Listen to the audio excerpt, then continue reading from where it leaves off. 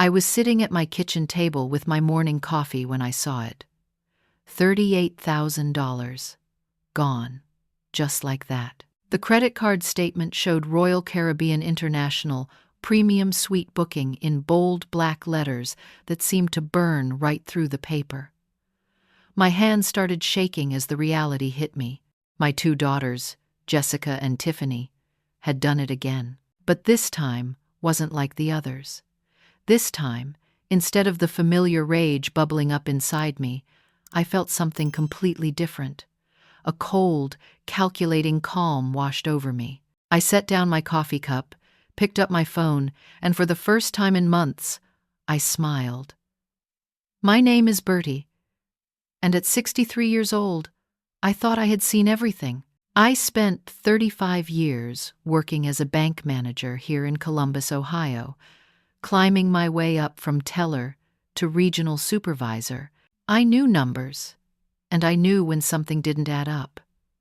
What I was looking at that Tuesday morning was the culmination of years of financial abuse that I had been too blind, or maybe too loving, to see clearly. Tom, my husband of 28 years, had passed away just 8 months earlier after a brutal fight with pancreatic cancer. The medical bills had drained most of our life insurance, but I still had my retirement savings and the house we had worked so hard to pay off. I thought I was financially secure enough to help my daughters when they needed it, just like I always had. Jessica is 28 now, and Tiffany is 26. I raised them mostly as a single mother after their father, and I divorced when they were 7 and 5. He disappeared from their lives completely, leaving me to work double shifts at the bank to keep food on the table and clothes on their backs. I sacrificed everything for those girls. I drove a beat-up Honda for 15 years while making sure they had nice clothes for school. I lived on generic groceries while they got name-brand everything. I thought I was teaching them about love and family support.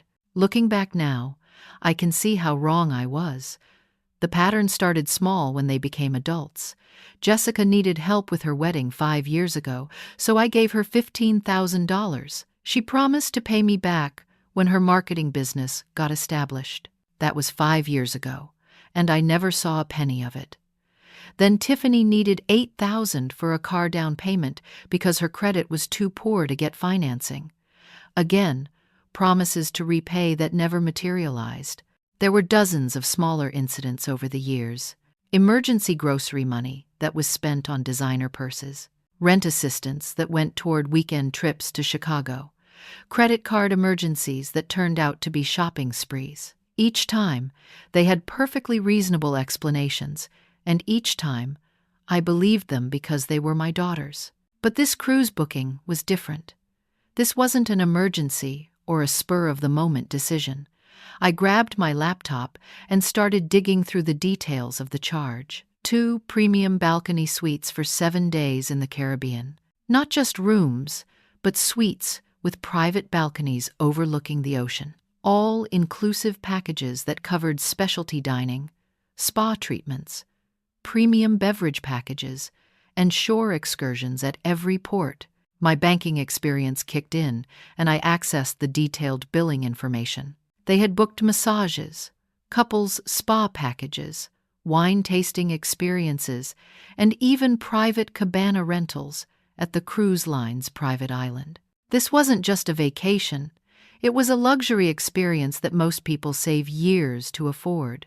The worst part was realizing they had planned this for months.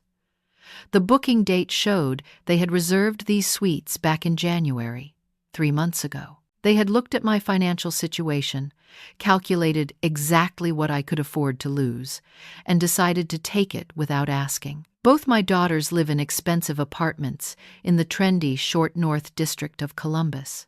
Jessica works part-time as a social media consultant, making barely enough to cover her rent. Tiffany calls herself a freelance graphic designer, but mostly she waitresses at an upscale restaurant downtown 3 days a week. Neither of them has ever shown any real financial responsibility, and I enabled that by always being their safety net. As I sat there staring at that charge, I realized that my love had become their weapon against me. They knew I would never press charges against my own children. They knew I would grumble and lecture them, but ultimately I would accept it and move on. They counted on my maternal instinct to protect them, even from the consequences of their own actions. But something fundamental had changed in me since Tom's death. Maybe it was the loneliness, or maybe it was finally seeing clearly without his gentle influence always pushing me toward forgiveness. Tom had loved those girls like his own daughters, and they had adored him. He always encouraged me to help them, to be understanding of their struggles. With him gone, I was seeing their behavior through different eyes. This time would be different. This time, they had gone too far. I knew they would be at sea already. The cruise had departed from Miami 2 days earlier, which meant they were somewhere in the middle of the Caribbean, probably sipping cocktails on their private balconies without a care in the world. I dialed Jessica's cell phone number, knowing it would connect through the ship's expensive satellite service. The phone rang 4 times before Jessica answered, and I could hear laughter and music in the background, steel drums, and the sound of people having a wonderful time on my dime. "Oh, hi, Mom." Jessica's voice was bright and carefree, not a trace of guilt or concern. "We were going to call you about the cruise. Were you?" I kept my voice calm and level, drawing on 35 years of professional banking conversations. "When exactly were you planning to mention the $38,000 you charged to my credit card?" There was a pause, but not the kind of pause someone makes when they're caught doing something wrong. It was more like the pause someone makes when they're deciding how to explain something obvious to someone who's being unreasonable. "Mom, you never spend money on yourself anyway," Jessica said, and I could practically hear her shrugging. "You just let it sit in the bank doing nothing. Dad would have wanted us to enjoy life and make memories while we're young." The casual way she invoked Tom's memory to justify stealing from me hit like a physical blow. Before I could respond, I heard Tiffany's voice in the background. "Let me talk to her," Tiffany said, and I heard the phone being passed. "Hi, Mom. Don't worry about the money." Tiffany's voice was even more dismissive than Jessica's had been. "We'll pay you back eventually, just like we always do. You know we're good for it." The audacity took my breath away. They had never paid me back for anything, not once in all these years, and they knew it as well as I did. "Besides," Tiffany continued, "you have plenty of money just sitting there. The house is paid off. You get Dad's Social Security survivor benefits, and you have that big retirement account from the bank. It's not like you're struggling or anything." I realized they had calculated this theft down to the dollar. They knew exactly what my financial situation looked like, and they had decided I could afford to fund their luxury vacation whether I agreed to it or not. "How many people are on this cruise, girls?" I asked, already suspecting the answer. "Just the 4 of us," Jessica said, taking the phone back. "Me and Derek and Tiffany and Marcus. The guys are having such an amazing time. Derek keeps saying this is the best vacation he's ever been on." So they had brought their boyfriends along for the luxury experience. 4 people living it up in premium suites, enjoying 7 days of all-inclusive pampering, and charging every bit of it to my credit card without my knowledge or permission. We even got the travel insurance. Tiffany chimed in from the background. "So if anything goes wrong, we're totally covered." "How did you get travel insurance without my signature?" I asked, though I was beginning to suspect I already knew the answer. "Oh, that was easy," Jessica laughed. "We just signed your name. You never checked that stuff anyway, and it was only like $300 extra for the full coverage package." Forgery. They had not only stolen my credit card information, but they had also forged my signature for travel insurance. In my banking career, I had seen cases like this prosecuted as federal crimes. "Mom, you're being really quiet," Tiffany said, and for the first time I heard a hint of uncertainty in her voice. You're not like super mad or anything, are you? This was the moment they expected me to explode. They were waiting for the lecture, the guilt trip, the emotional outburst that would let them position themselves as the victims of my overreaction. They had the script already written in their heads about how they would apologize just enough to make me feel guilty for being angry, and then we would all move on like nothing had happened. Instead, I surprised them. Mad, I said, allowing a small smile to creep into my voice. No, girls, I'm not mad at all. You're absolutely right. I should be spending more money on experiences and making memories. I'm proud of you for thinking of that. The silence on the other end of the line was deafening. This wasn't the reaction they had prepared for. Really? Jessica asked cautiously. Really, I confirmed. Have a wonderful time, girls. Enjoy every single minute of this cruise. Order the most expensive wine. Book every shore excursion. Get those couples massages. Live it up. You deserve it. Okay, Tiffany said slowly. Thanks, Mom. We love you. I love you too, I said, and I meant it. I loved them enough to finally stop enabling their destructive behavior. Enjoy your vacation. I hung up the phone and immediately started dialing the first number on my list. It was time to show my daughters what real consequences looked like. The first call I made was to Sarah Martinez, my former colleague at First National Bank. Sarah had moved to the Fraud Investigation Department 5 years ago, and I knew she would understand the legal implications of what my daughters had done. Bertie, I'm so sorry to hear about this, Sarah said, after I explained the situation. But you need to understand, with the amounts and methods involved here, this isn't just family drama. This is serious financial crime. Sarah walked me through the documentation process with the methodical precision I remembered from our banking days. Every detail mattered. The unauthorized charges, the forged signatures for travel insurance, the premeditated nature of the booking months in advance. We built a case file that would make any prosecutor take notice. The travel insurance fraud alone bumps this into federal territory, Sarah explained. Insurance fraud across state lines is an FBI matter, not just local police. And with the cruise ship involved, you're looking at interstate commerce violations too. My next call was to Detective Amanda Williams at the Columbus Police Department. I had worked with local law enforcement numerous times during my banking career on fraud cases, and Detective Williams remembered me immediately. Mrs. Patterson, I hate to hear you're dealing with this. Detective Williams said, but I have to ask, are you sure you want to pursue criminal charges against your own daughters? It was the question I had been asking myself all morning. The mother in me wanted to protect them, to handle this privately within the family. But the woman who had been taken advantage of for years, the professional who had spent decades fighting financial crimes, knew that private handling had never worked before. Detective, if these were strangers who had stolen $40,000 from an elderly woman, what would you recommend? I asked. Full prosecution, she answered without hesitation. Then that's what we're going to do. The police report took 2 hours to complete. Every transaction, every forged signature, every lie they had told me over the years. Detective Williams was thorough and professional, treating this like the serious crime it was, rather than a family dispute. Mrs.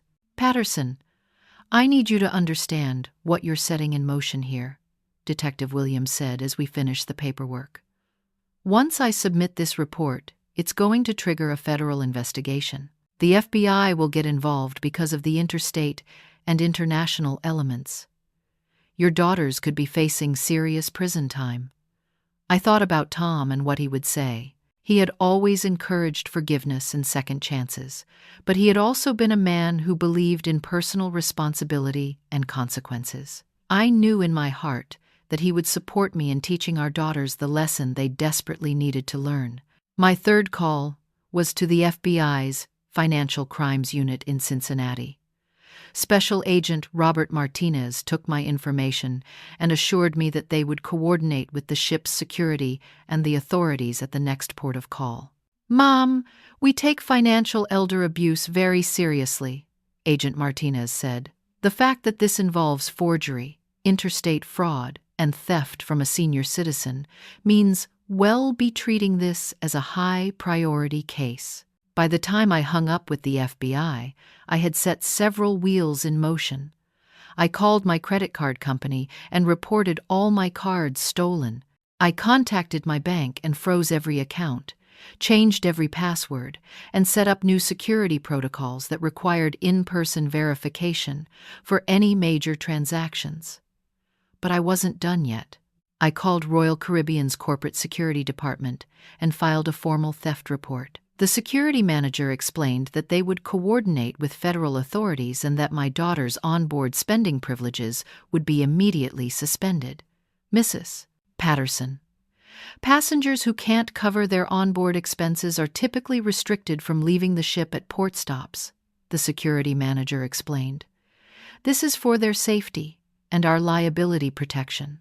I also contacted Patricia Brennan, an attorney who specialized in elder financial abuse cases. Patricia had represented several of my banking clients over the years, and she understood both the criminal and civil aspects of what my daughters had done. "Bertie, you have grounds for both criminal prosecution and a civil lawsuit," Patricia explained.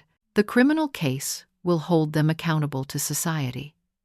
The civil case will ensure you're fully compensated for all damages, including interest and emotional distress." As the day progressed, I found myself feeling something I hadn't experienced in months: control. For too long, I had been reactive, always cleaning up their messes, always making excuses for their behavior. Now I was being proactive, using my professional knowledge and personal strength to finally set appropriate boundaries.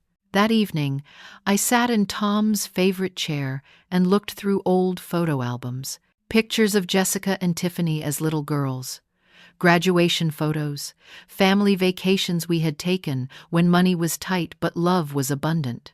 I wasn't doing this because I loved them less. I was doing this because I loved them enough to stop enabling their descent into criminality. The hardest part was knowing that by tomorrow, their luxury vacation would become a nightmare they would never forget. But maybe, just maybe, it would also become the wake-up call that finally saved them from themselves. 3 days later, my phone rang at 7 a.m. The caller ID showed an international number, and I knew exactly who it was before I answered. "Mom." Jessica's voice was panicked and shrill. "Something's wrong with your credit cards. Our room service got declined, and they canceled our shore excursion today." I was prepared for this call. I had been tracking their location through their social media posts, watching as they shared photos of elaborate meals and spa treatments. Their Instagram stories had been a constant stream of champagne glasses, infinity pools, and designer outfits, right up until yesterday, when the posts had abruptly stopped. "What do you mean declined, sweetheart?" I asked innocently. "Everything's getting declined." Tiffany had grabbed the phone. "We tried to pay for the spa this morning, and they said there was a problem with the payment method.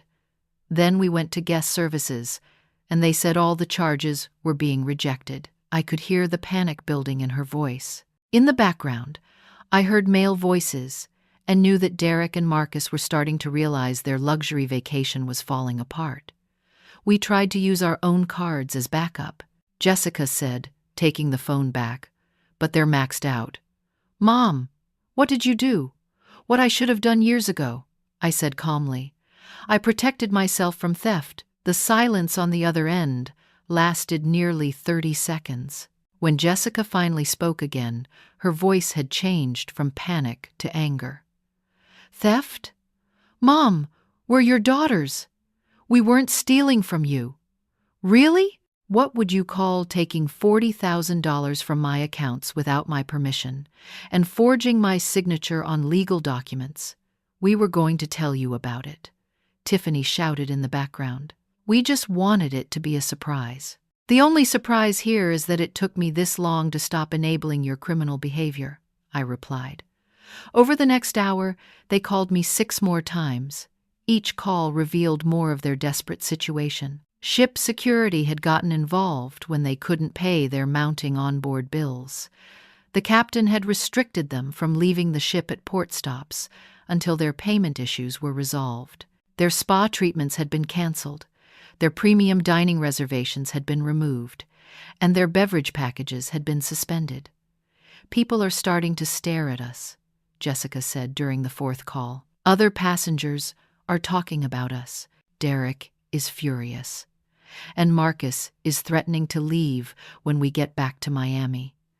Maybe Marcus and Derek should have thought about that before they decided to go on a luxury cruise funded by stolen credit cards, I suggested. By the 5th call, they had moved on to bargaining. They promised to get jobs and pay me back. They swore they had learned their lesson and would never do anything like this again. They begged me to unfreeze the accounts so they could finish their vacation with some dignity. "It's too late for that," I told them. "I've already filed criminal charges. The FBI is involved now. The FBI," Jessica's voice cracked.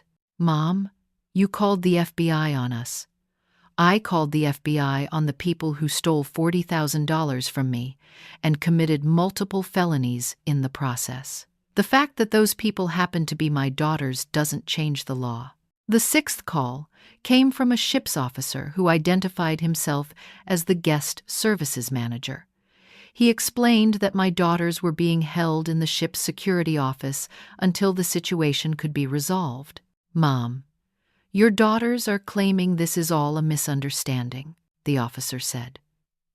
"They're saying they had permission to use your credit cards." "Officer, I've filed formal theft reports with both local police and federal authorities. I've never given permission for these charges, and I have documentation proving that they forged my signature on travel insurance documents." "I understand, ma'am." "Well, be coordinating with U.S. authorities at our next port of call." The 7th call was the most heartbreaking. Both girls were crying, and their voices sounded younger than they had in years. "Mom, please," Tiffany sobbed. "We're sorry. We didn't think it was really hurting you. Please don't let them arrest us." For a moment, my maternal instincts almost kicked in. Almost. But then I thought about all the times they had cried and apologized before, only to repeat the same behavior as soon as the crisis passed. "Girls, I love you both more than life itself," I said, and I meant every word. But love isn't supposed to be a one-way street where I sacrifice everything while you take whatever you want. Real love includes accountability. "But we're your daughters," Jessica cried. "Families don't call the police on each other. Families also don't steal from each other," I replied. "And they certainly don't commit felonies using their mother's identity." The final call of the day came from Agent Martinez at the FBI. "Mrs. Patterson, we've coordinated with Mexican authorities and ship security. Your daughters will be detained when the ship docks in Cozumel tomorrow morning. They'll be held until the ship returns to Miami, where they'll be taken into federal custody." "Are they in any physical danger?" I asked, because despite everything, they were still my children. "No, ma'am. They're safe. Ship security is professional and experienced with these situations. But I want you to understand that they're going to be formally charged with multiple felonies when they reach U.S. waters." That night, I couldn't sleep. I kept thinking about Jessica and Tiffany locked in some security office on a cruise ship, probably scared and confused and angry. Part of me wanted to call Agent Martinez and tell him to call off the whole thing. But then I remembered the arrogance in their voices when they first admitted to stealing from me. I remembered years of broken promises and manipulative behavior. I remembered how they had used Tom's memory to justify their theft. Sometimes love requires making the hardest choice of all. Sometimes the most loving thing a parent can do is let their children face the consequences of their actions before those consequences become even worse. 2 days later, I received a call from FBI Special Agent Carmen Martinez in Miami. Her voice was professional but not unsympathetic as she briefed me on what had happened when the cruise ship docked. "Mrs. Patterson, your daughters were taken into custody this morning when their ship arrived at the port of Miami," Agent Martinez explained. "We coordinated with Mexican authorities at their previous port stop, and ship security had them in protective custody for the remainder of the cruise." My hands were shaking as I held the phone. Despite everything they had done, hearing that Jessica and Tiffany were in federal custody felt surreal and terrifying. They were formally charged with wire fraud, identity theft, credit card fraud, and conspiracy. Agent Martinez continued, "The amounts involved and the interstate nature of the crimes make these federal felonies. Each charge carries a potential sentence of up to 10 years in federal prison. 10 years. My daughters could spend the next decade of their lives behind bars because they thought they were entitled to my money." "Agent Martinez, are they safe? Have they been hurt?" I asked, because no matter how angry I was, they were still my children. "They're safe, Mom. They're being held at the Federal Detention Center in Miami pending arraignment. Their boyfriends, Derek Walsh and Marcus Thompson, are being held as well. It appears they were aware of the fraudulent nature of the trip and participated in the conspiracy." Agent Martinez explained that Derek and Marcus had initially tried to claim ignorance, but their social media posts told a different story. They had bragged about the luxury vacation online, tagged themselves at expensive restaurants, and even posted videos joking about living the high life on someone else's dime. "The evidence against all 4 defendants is overwhelming," Agent Martinez said. "Your daughter's own social media posts show premeditation going back months. They documented their planning, their excitement about the luxury accommodations, and even made jokes about you not noticing the charges." The agent forwarded me screenshots that would serve as evidence in the case. I saw posts from Tiffany showing off designer clothes she had bought specifically for the cruise. Jessica had posted photos of the cruise ship layouts, circling the premium suites they had booked and writing, "Going to live like queens for a week." Most damning was a video Derek had posted showing all 4 of them toasting with champagne in their suites. In the background, you could clearly hear Jessica saying, "To Bertie's credit card," and to her never checking her statements. "Mom, I have to ask," Agent Martinez said carefully. "Are you certain you want to proceed with federal prosecution? Once this moves forward, there's no taking it back. Your daughters will have federal felony records for the rest of their lives." It was the same question Detective Williams had asked me, the same question I had been asking myself every night since this started. But I had made my decision based on more than just anger or a desire for revenge. "Agent Martinez, in your experience, what happens to people who commit financial crimes against family members and face no consequences? They escalate." She answered immediately. "The behavior gets worse, the amounts get larger, and eventually they move on to victimizing people outside their family. Then we proceed with prosecution," I said firmly. The agent explained that Jessica and Tiffany would be arraigned within 72 hours. The federal prosecutor was prepared to offer a plea agreement, but the terms would be substantial: full restitution, supervised probation, community service, and federal felony convictions that would follow them for the rest of their lives. "What if they refuse the plea and want to go to trial?" I asked. "Honestly, Mrs. Patterson, with the evidence we have, a trial would likely result in much harsher sentences. The federal sentencing guidelines for these crimes are severe, and the judge would have little discretion to be lenient. That afternoon, I received a call from a public defender in Miami named Gregory Hayes. He had been assigned to represent Jessica and Tiffany and wanted to discuss the possibility of a family resolution outside the criminal justice system. "Mrs. Patterson, your daughters are facing very serious charges," Attorney Hayes said. "They're young women with no prior criminal records, and federal prison would destroy their lives.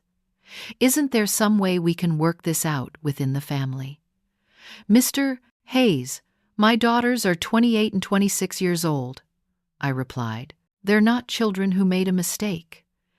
They planned and executed a sophisticated financial crime over several months.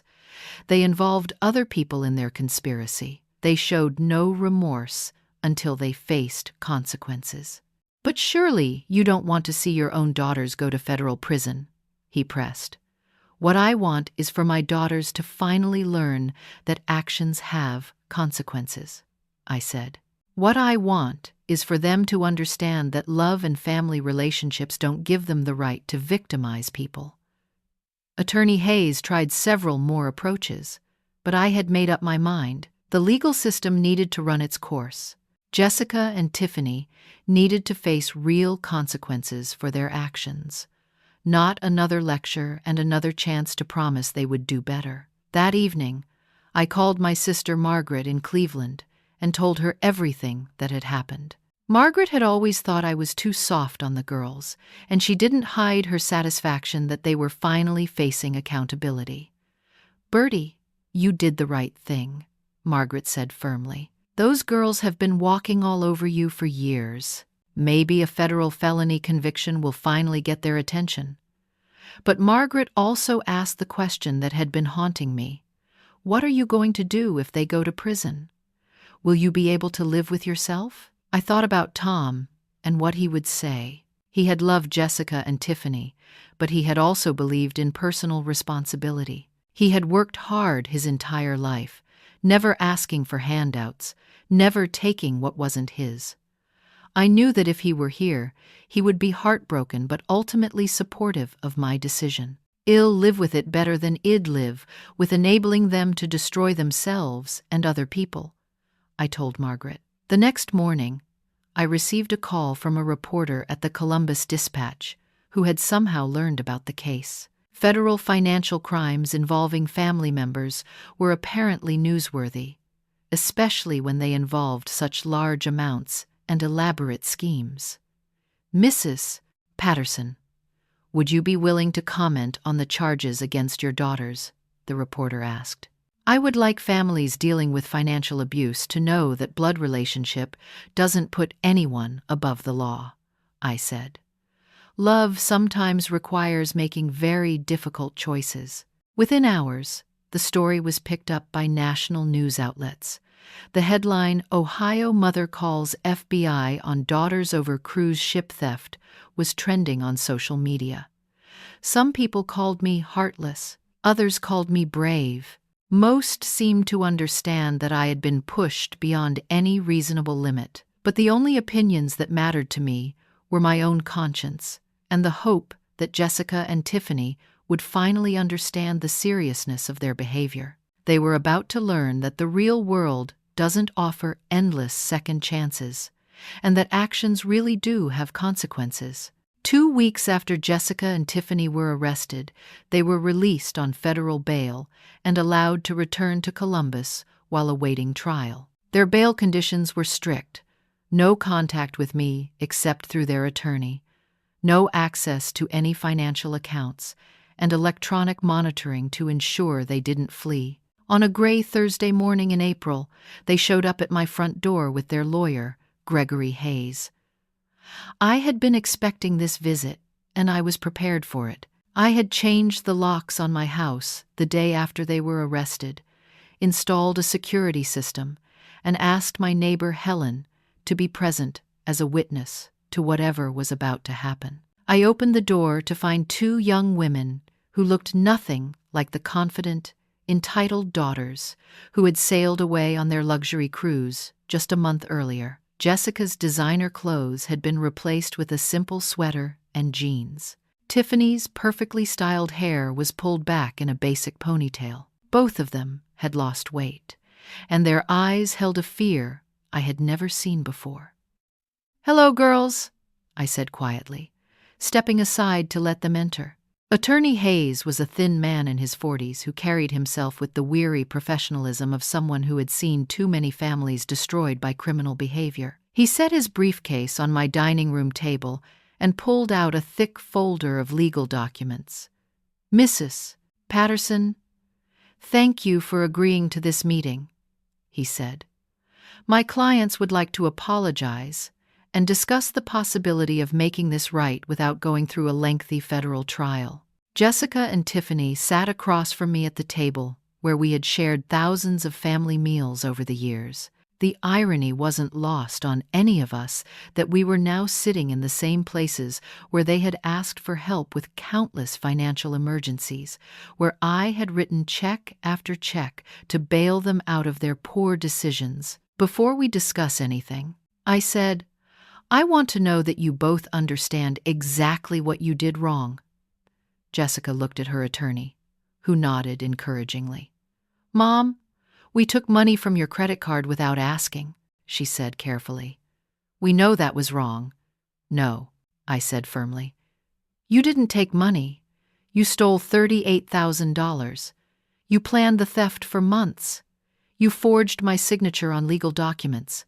You committed identity theft, wire fraud, and insurance fraud. You involved 2 other people in a criminal conspiracy, and when you were caught, you tried to justify it by claiming I owed you." Attorney Hayes cleared his throat. "Mrs. Patterson, the federal prosecutor has offered a plea agreement. If your daughters plead guilty to reduced charges, they would face 3 years of supervised probation, full restitution, and 500 hours of community service." "What about the federal felony convictions?" I asked. "Those would remain on their records," he admitted, "but they would avoid prison time if they complete all terms of their probation successfully, and if they refuse the plea agreement. If we go to trial and lose, they could each face up to 30 years in federal prison for the combined charges." Tiffany started crying quietly. "Mom, we never thought it was really stealing from you," she said through her tears. "We thought you would be upset for a while, but then you'd get over it like you always do." The honesty of that statement hit me like a physical blow. They had stolen from me because they knew I would get over it. They had counted on my love to protect them from consequences. "Girls, I need you to understand something," I said, fighting to keep my voice steady. "Your father and I spent 35 years building financial security for our family. I worked double shifts when you were children. I drove old cars and wore old clothes so you could have nice things. I sacrificed my own retirement dreams to pay for your weddings and your emergencies and your mistakes." Jessica wiped her eyes with a tissue. "We know you sacrificed for us, Mom. We're grateful for everything you did." "No, you're not grateful," I said. "If you were grateful, you wouldn't have spent years taking advantage of my love. You wouldn't have calculated exactly how much you could steal from me without endangering my basic survival." Attorney Hayes looked uncomfortable. "Mrs. Patterson, perhaps we could focus on moving forward constructively. Mr. Hayes, would you like to know what my financial situation actually looked like when they stole that money?" I asked. "Would you like to know that your father's medical bills consumed most of our life insurance? Would you like to know that I've been quietly struggling to maintain this house and cover my own expenses while still helping them with their manufactured emergencies?" Both girls looked shocked. They had never bothered to ask about my actual financial situation. They had simply assumed I was wealthy enough to fund their lifestyle indefinitely. "Mom, we didn't know," Tiffany whispered. "You didn't know because you didn't care enough to ask," I replied. "You saw my retirement account balance and decided you were entitled to spend it however you wanted." I pulled out my own folder of documents that I had prepared for this meeting: bank statements, medical bills, insurance claims, and a detailed accounting of every loan I had given them over the years that was never repaid. This shows that over the past 8 years, you have taken or borrowed nearly $75,000 from me, I said, sliding the papers across the table. Not counting the cruise, which brings the total to over $100,000. Attorney Hayes reviewed the documents with obvious surprise. Mrs. Patterson, why didn't you mention these other amounts to the prosecutors? Because those were gifts and loans given freely, even if they were never repaid, I said. The cruise was theft, pure and simple. Jessica looked up from the papers with fresh tears in her eyes. Mom, if you needed that money, why didn't you tell us to pay you back? Because every time I mentioned money you owed me, you found a way to make me feel guilty for bringing it up, I said. You would tell me that family shouldn't keep score, that I was being petty, that you were going through a hard time and couldn't handle the pressure. The room fell silent, except for the sound of Tiffany's quiet crying. Finally, Attorney Hayes spoke up. Mrs. Patterson, what would it take for you to consider supporting a plea agreement rather than pushing for maximum prosecution? I had been thinking about this question for weeks. Full guilty pleas to all charges, complete restitution of every penny they've taken from me over the years, not just the cruise, mandatory financial counseling and therapy to address their entitlement issues, public acknowledgement of what they did, and public apology. And most importantly, a genuine understanding that our relationship will never go back to the way it was. What do you mean by that last part? Jessica asked quietly. I mean that I will always love you both, but I will never again be your financial safety net, I said. I mean that you will have to build adult relationships with me based on mutual respect, not based on what I can provide for you. I mean that the next time you face a financial emergency, you'll have to handle it like the adults you are. Both girls were crying now, but it was different from their usual manipulative tears. These seemed like genuine tears of recognition and regret. We ruined everything, didn't we?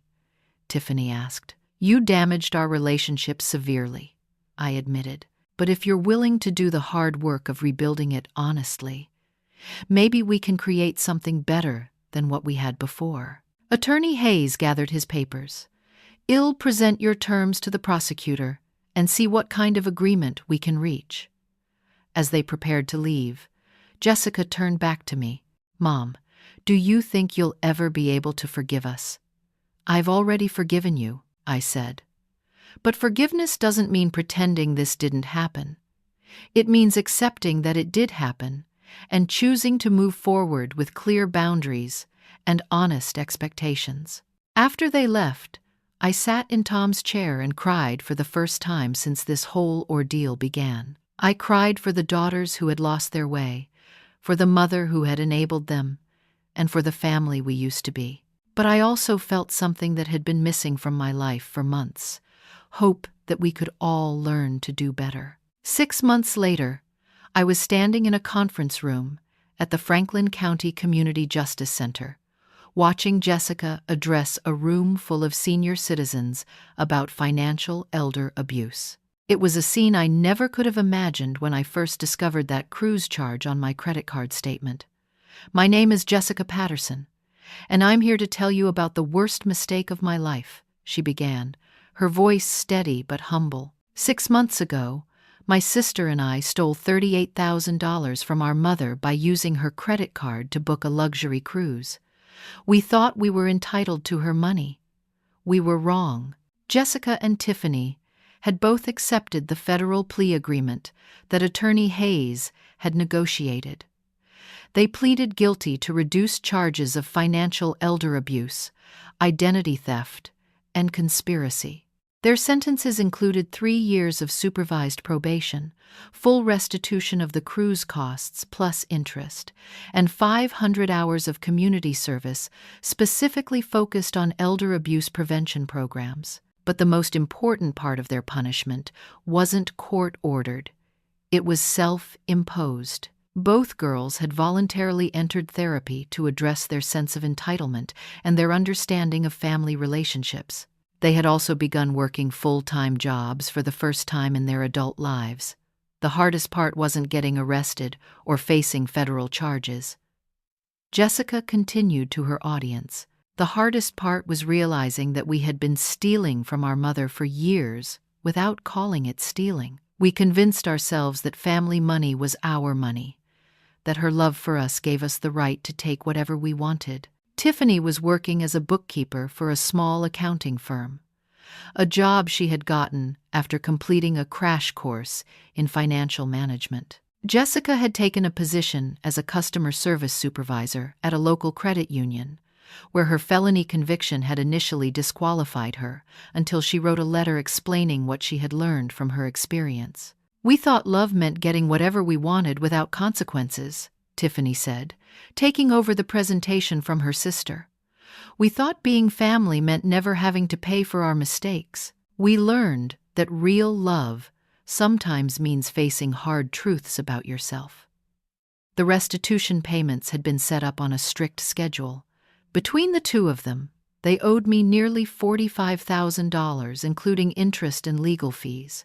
They were paying $800 per month, money that came directly from their paychecks before they ever saw it. At that rate, it would take them nearly 5 years to repay everything.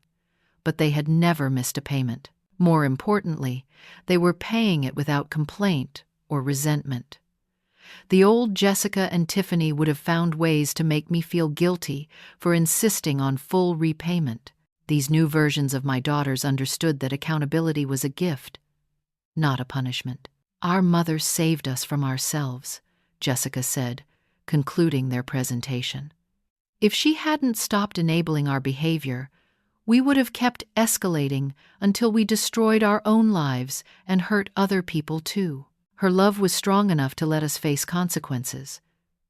After their presentation, I joined them for lunch at a small restaurant near the community center. It was a far cry from the expensive places they used to insist on when I was paying. They both ordered simple sandwiches and split an appetizer, and Jessica used a coupon she had clipped from the Sunday paper. "How does it feel to present to groups like that?" I asked as we waited for our food. "Humbling," Tiffany admitted, "but also important. A lot of elderly people don't realize that financial abuse usually comes from family members.